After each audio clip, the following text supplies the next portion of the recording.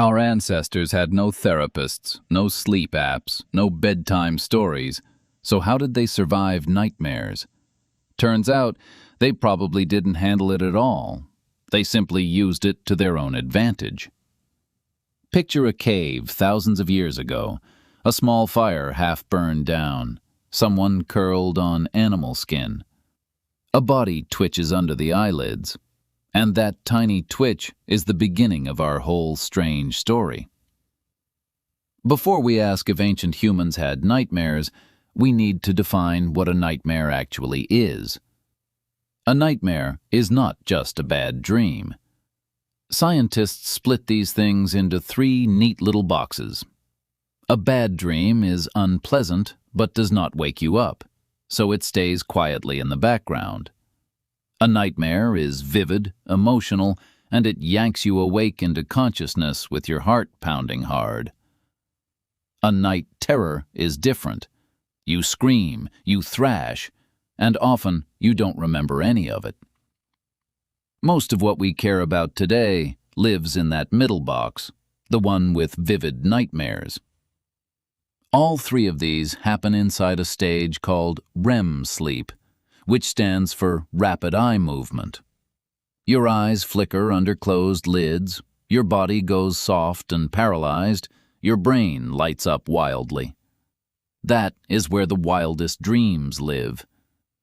And turns out, sleep itself is ancient. Really, really ancient. Older than us, older than mammals, older than a lot of things you would probably ever guess. And that matters, because if REM sleep is ancient, then bad dreams might be very ancient too. So our ancestors weren't just surviving lions and cold winters, they were surviving their own vivid imaginations. But here's the thing. There is one very weird problem with studying prehistoric dreams from long ago. Dreams do not fossilize.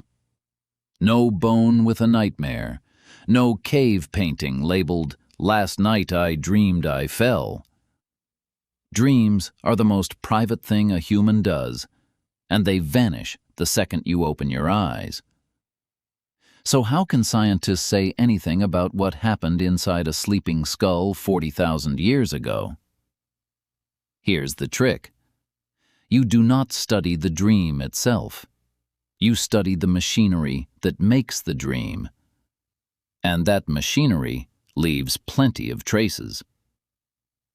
REM sleep exists in nearly every mammal we have ever tested. Dogs twitch, cats twitch, mice twitch. Even birds have a version of it. Elephants do. Platypuses do too. So REM sleep is not a human invention. It was already running long before our species even existed. Which means our ancestors, all the way back through Homo erectus and further, almost certainly had it too. If they had REM sleep, they had dreams.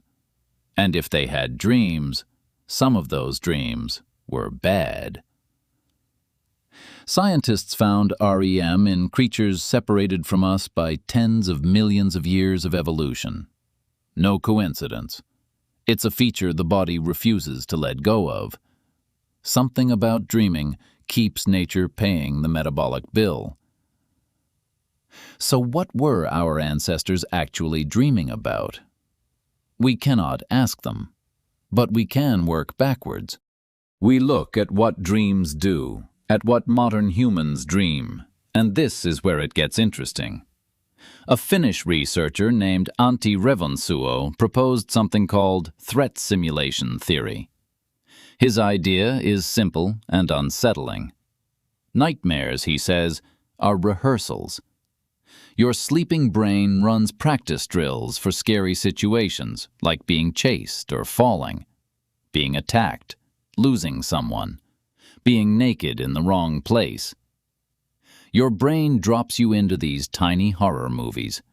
If it happens for real, you've already been there in some tiny way. Nightmares aren't a glitch, they're training. They are a flight simulator for the worst day of your life. And the evidence is weirdly consistent.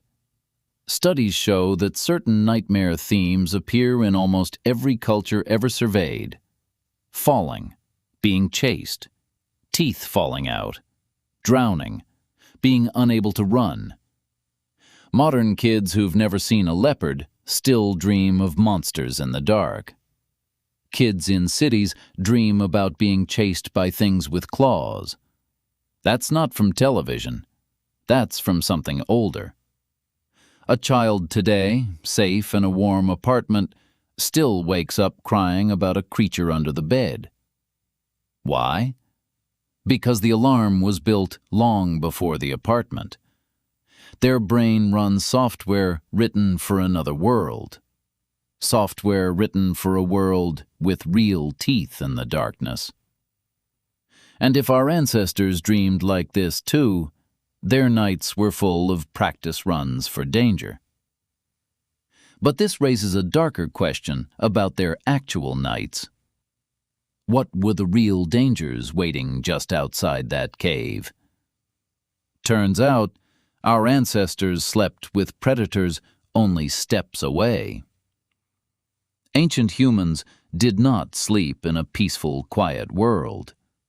They actually slept surrounded by super predators every single night. That is the actual scientific term. A super predator is a big carnivore sitting at the top of the food chain, and it treats you as a snack. Leopards, hyenas, cave bears, saber-toothed cats, crocodiles, packs of wild dogs prowling. Most of these animals are more active at night.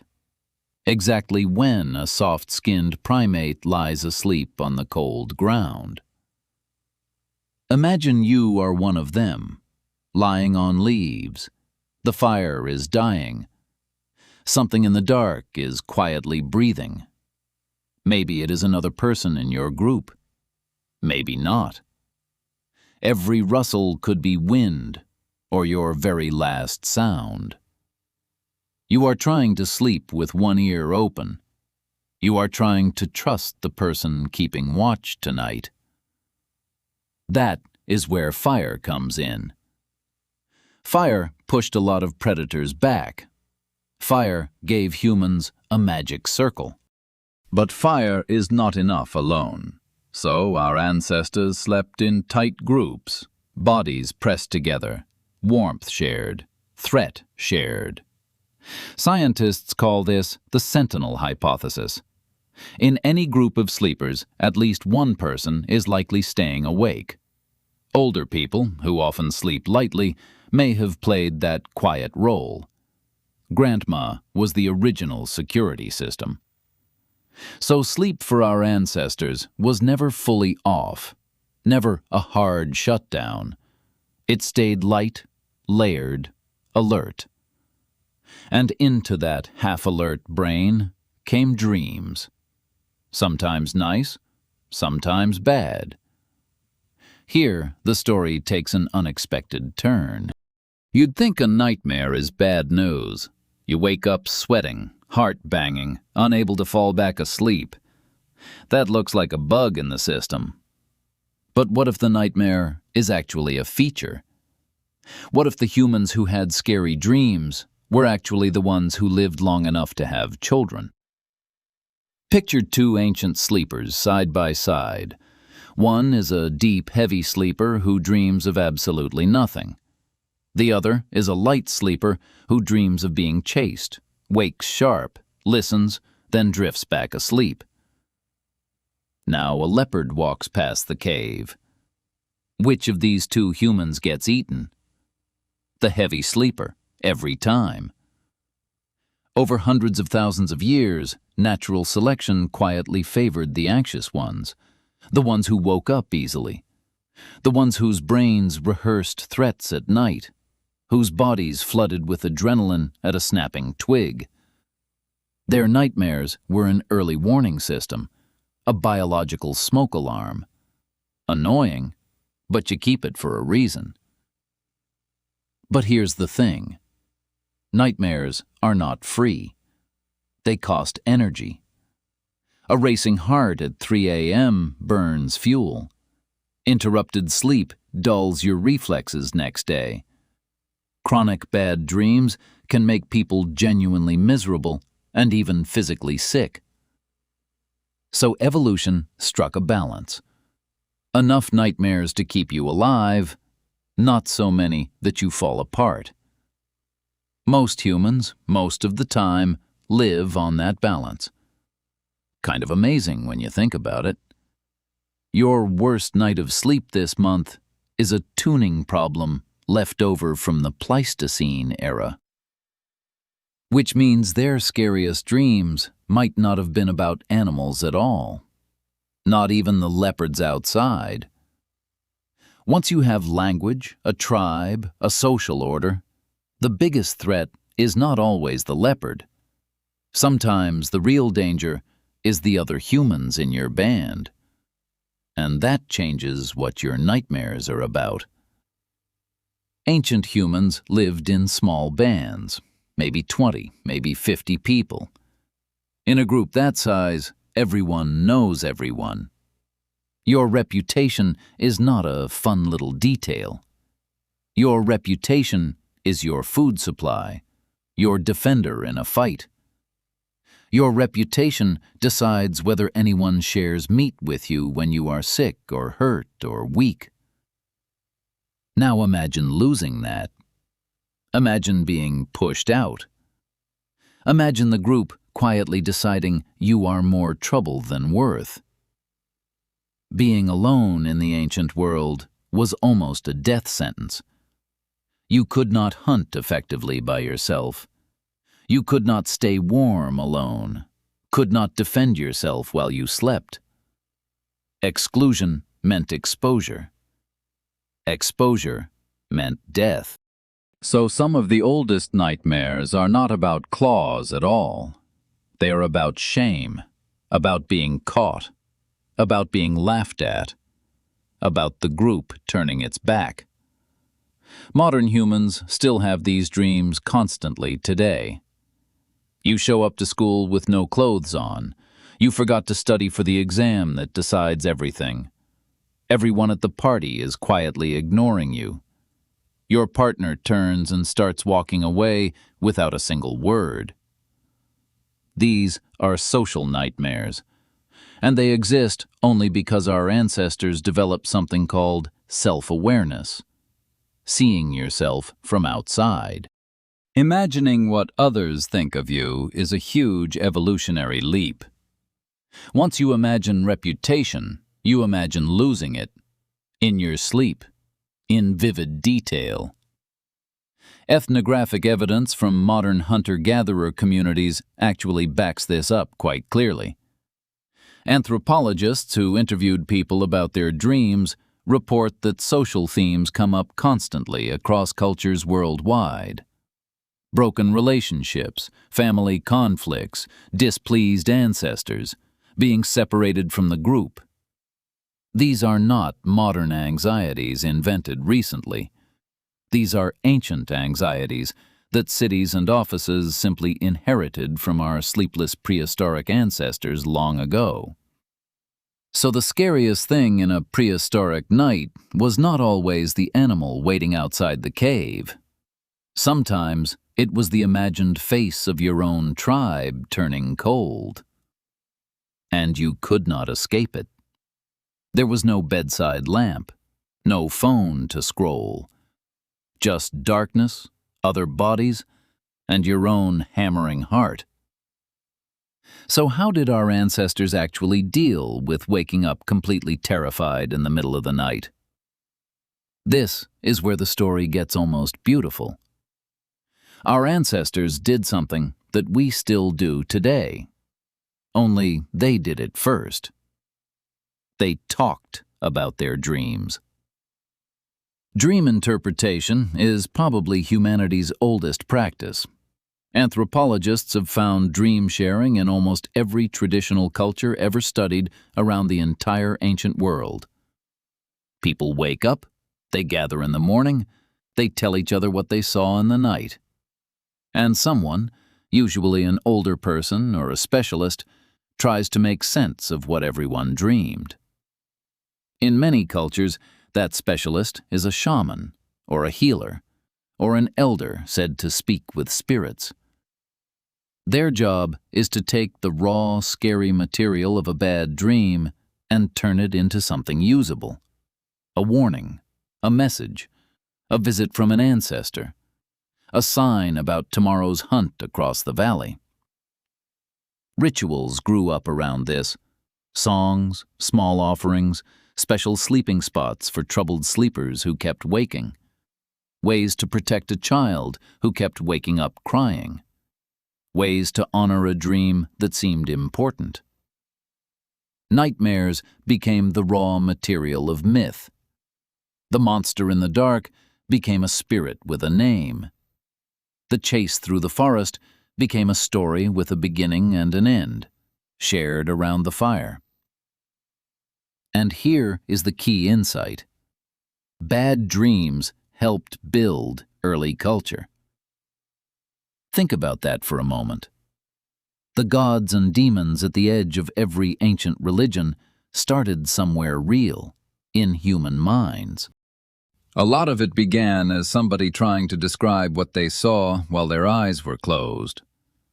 Nightmares gave humans a shared language for fear. They gave communities something to talk about at dawn. They gave shamans a job. They gave storytellers material.